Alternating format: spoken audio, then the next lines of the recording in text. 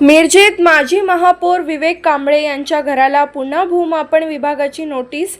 कुटुंबाच्या पाठीशी आरपीआय पक्ष खंबीरपणे उभा. आरपीआय आठवले कार्यकर्ते आक्रमक. माजी नगरसेवक योगेंद्र थोरात हे दबाव टाकून नोटीस काढत असल्याचा आरोप. घर पाडण्याचा कोणताही प्रयत्न यशस्वी होऊ देणार नसल्याचा इशारा. माजी महापौर विवेकरावजी कांबळे यांचे घर अतिक्रमणमध्ये असल्याने भूमापन अधिकारी यांची नोटीस आली आहे. माजी नगरसेवक योगेंद्र थोरात यांनी याबाबत तक्रार दिली होती.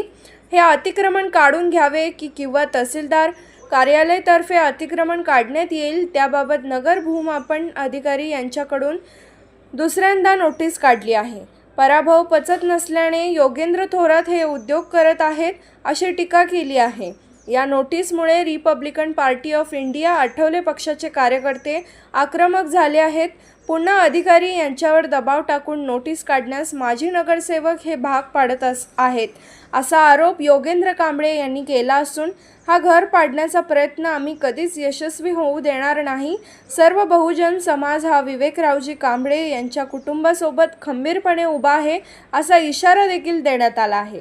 यावेळी मिरज शहर अध्यक्ष अविनाश कांबळे, दिव्यांग आघाडी जिल्हाध्यक्ष योगेंद्र कांबळे, मुस्लिम आघाडीचे अबुभाई कुडचिकार, युवक मिरज शहर अध्यक्ष विक्रांत वाघमारे, मिरज शहर संघटक अभिनव कांबळे, मोहन बजंट्री, प्रणव लोंढे, जब्बार मुजावर, आनंद मोरे यांच्यासह इतर कार्यकर्ते उपस्थित होते. आम्ही सर्व Republican Party of India Athawale Sangli जिल्हा मिरज शहर कार्यकर्ते या ठिकाणी मागं जे घर दिसतंय हे आमचे लोकनेते विवेकरावजी कांबळे साहेब यांचं हे घर असून या घरामधून अनेक रिपब्लिकन चळवळ असू दे, बहुजन चळवळीचे कार्यकर्ते उदयास आलेले आहेत. अनेक गोरगरीब जनतेला न्याय देण्याचं काम विवेक कांबळे साहेबांनी या घरामधून केलेलं आहे. आज विवेकरावजी कांबळे साहेब हयातीमध्ये नाहीत, परंतु 2018 साली अपघाताने निवडून आलेल्या नगरसेवकाने सदरचं घर पाडण्याची जंग बांधलेला आहे आणि तो जंग आम्ही कधीही यशस्वी होऊ देणार नाही.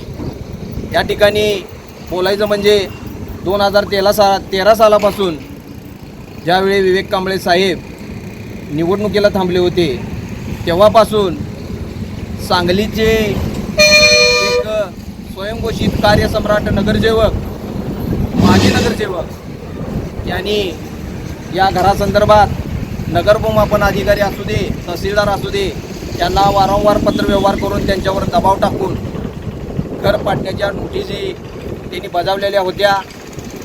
कोर्टामध्ये सदर बाजूचा निकाल हा विवेकरावजी कांबळे साहेब यांच्या बाजूने लागलेला असताना देखील क्रमांक 2ची नोटीस नुकतीच विवेकरावजी कांबळे साहेबांचे सुपुत्र श्वेतपद्म विवेकरावजी कांबळे साहेब यांना देण्यात आलेली आहे. आणि हा नुसता नाहक त्रास जो त्यांचा जो पराभव झाला 2026च्या सार्वत्रिक निवडणुकामध्ये जो पराभव झालेला आहे त्या पराभव त्यांना पचत नाही आहे आणि नुसत्या काहीतर कुरघड्या करायच्या आणि कुठल्या तर मार्गानं बहुजन समाजातील लोकांना त्रास द्यायचा धंदा या लोकांनी सुरू केलेला आहे. हा धंदा त्यांनी त्वरित बंद करावा, कारण श्वेतपद्म विवेकरावजी कांबळे यांच्या पाठीशी समस्त बहुजन समाजाची ताकद त्यांच्या पाठीमागे उभा आहे. या संदर्भात बोलत असताना आम्ही एवढंच सांगतोय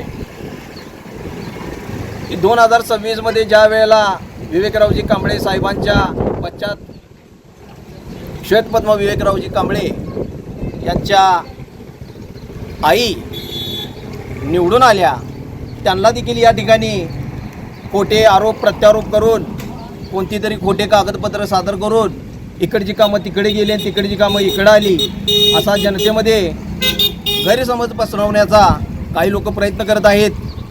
आणि हा प्रयत्न आम्ही कधीही यशस्वी होऊ देणार नाही, याची तुम्ही दक्षता घ्यायची आहे.